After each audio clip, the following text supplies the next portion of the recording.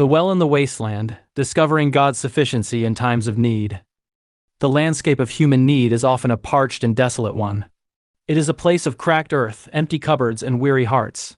We find ourselves in these dry places through various paths sometimes, through the sudden loss of a job, the slow erosion of our health, or the quiet ache of emotional isolation. In these moments, the silence of the wilderness can feel deafening. Yet it is precisely within the geography of our lack that God performs his most profound work. When we reach the end of our own resources, we finally arrive at the beginning of his. The revelation of the Jehovah Jireh. In the lush valleys of plenty, we often mistake God's gifts for our own achievements. But in the desert of need, the mask of self-reliance is torn away. It is here that we encounter God as Jehovah Jireh, the Lord who provides. This provision is rarely a thunderbolt of excess. More often, it is the daily manna that sustained the Israelites.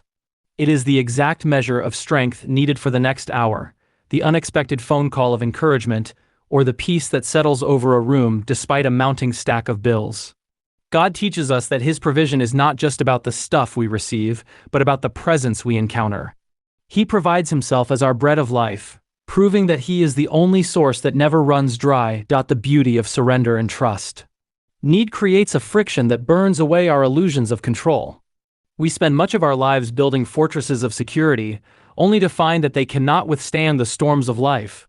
In times of need, God invites us into a deeper posture of surrender. This is not a passive giving up, but a courageous leaning in. He teaches us the rhythm of the lily and the sparrow, creatures that do not toil or spin, yet are clothed in splendor by a Father who knows their requirements. In the quiet desperation of our need, we learn the spiritual discipline of waiting well. We discover that trust is not a feeling we muster, but a choice to rest in the character of a God who has never failed us in the past. The refinement of our desires. When we are in want, our prayers often sharpen. The superficial requests of our want lists fall away, replaced by the essential cries of the soul. God uses our times of need to recalibrate our hearts, helping us distinguish between what we want and what we truly need. Often, we find that our greatest need was not for the problem to be solved, but for our relationship with the Father to be restored.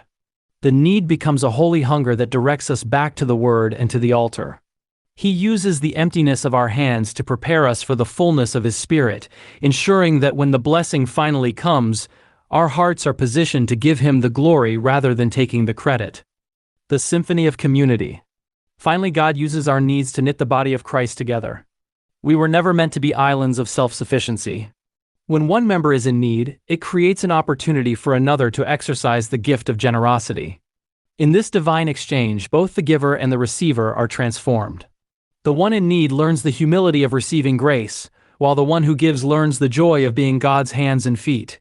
This beautiful interdependence reflects the very nature of God's kingdom, a place where no one lacks, because everything is held in common under the sovereignty of love. Conclusion. If you find yourself in a season of not enough, do not fear the emptiness. The empty vessel is the only one that can be filled. The dry ground is the only place where the spring of water becomes a miracle.